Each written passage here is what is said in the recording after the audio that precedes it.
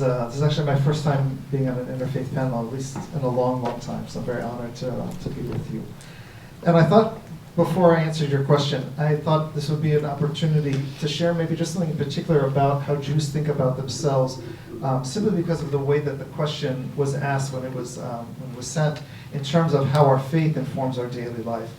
Because maybe one of the things that makes Judaism a little bit different, Judaism is the faith practice of the Jewish people, but Jews have a very strong peoplehood identity, which can be separate from their faith identity.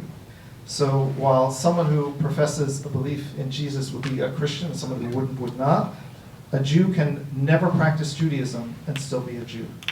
If they are born to the Jewish people, if they never practice, even if they deny it, even if they formally convert and say, I'm now Jesus, I'm now Christian, I'm now a Muslim, I'm now whatever, we say, that's wonderful, you're still a Jew. we don't let you go. Once you're part of, maybe you've heard the expression mishpocha, once you're part of the family, we don't let you out. And so some Jews will certainly think about their faith practice in terms of faith and God and the connection to God and God as a commander.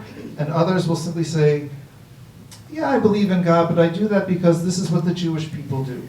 And I'm part of the Jewish people, it's part of what my people do. And they may not actually have a very particular article of faith that they're going to connect this action to. And that might be distinguishing Judaism and the Jewish people from other faiths and other traditions.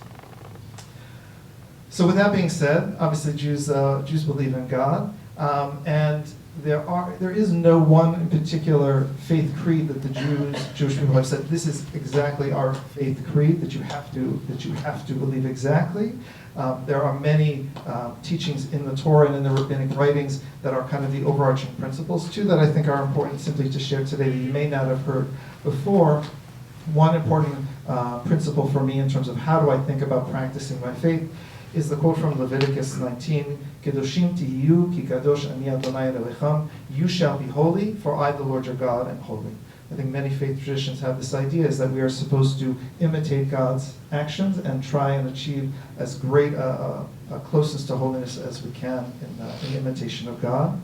And the second one comes from the liturgy, from a prayer that was written in the 2nd century. And it's one phrase from that prayer is, our purpose is litaken olam b'malchut Shaddai, to perfect or to heal the world under God's sovereignty. So we believe that all the mitzvot, all the commandments that we do, are one kind of putting a brick back in a facade that has fallen down, for lack of a better metaphor, but always under God's sovereignty. So typical things that make up a Jew's day in life, not so atypical from what's already been shared. Certainly prayer is very important. A traditional Jew will pray 3 times a day, morning, afternoon, and evening. And we also have lots of prayers and blessings that we say throughout the day. The idea behind many prayers and blessings is simply that we cannot exist in this world without acknowledging God's presence. And so even, obviously, certainly before eating, and even after eating, but even going to the bathroom. There's a blessing you're supposed to say after going to the bathroom, because you have to acknowledge God's creation of your body that works. And if you've ever been sick and you couldn't go to the bathroom, you know how much a blessing it is to have everything work. So if we don't acknowledge God, it's almost as if we are stealing from God if we don't acknowledge Him in all the different things that take place in our lives. Giving charity, we call it tzedakah, which comes from the root word actually justice, making things right in the world, is a daily commandment for Jews. We're supposed to give some amount of charity every single day, except on holy days where we're not supposed to handle money unless we engage in commerce on those days. Of course, you can do it right beforehand and right afterwards.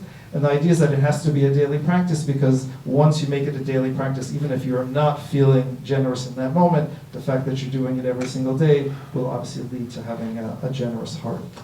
Studying of Scripture, also a daily commandment that we have to do. For some Jews, it can be just a few minutes. Some it can be hours of the day.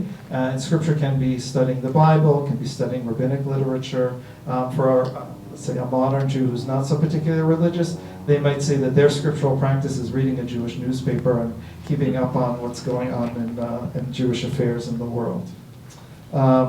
The main thing that I think for Jews might again be slightly different, possibly by ignorance in terms of the other faiths, we have a lot of holidays.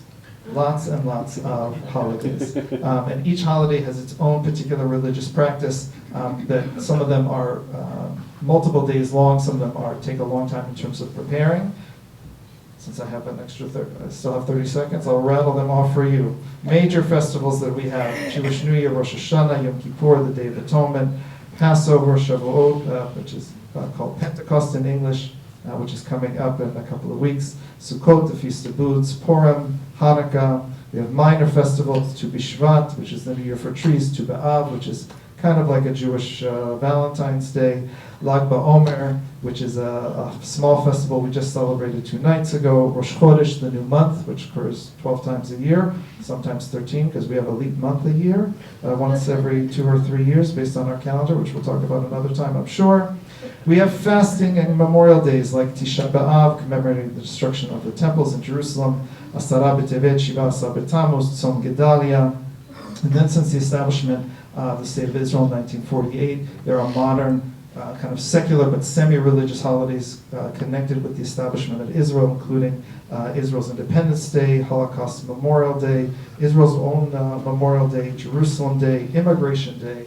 All of these things have some kind of particular religious association. Plus, of course, 52 Sabbaths throughout the year, which also are observed with particular religious rituals. I'll stop So, there. Rabbi, what days don't you have a holiday? Very few. But some of them are clumped together.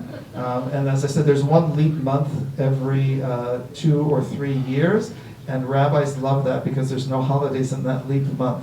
And so we get to take a little bit of a breather.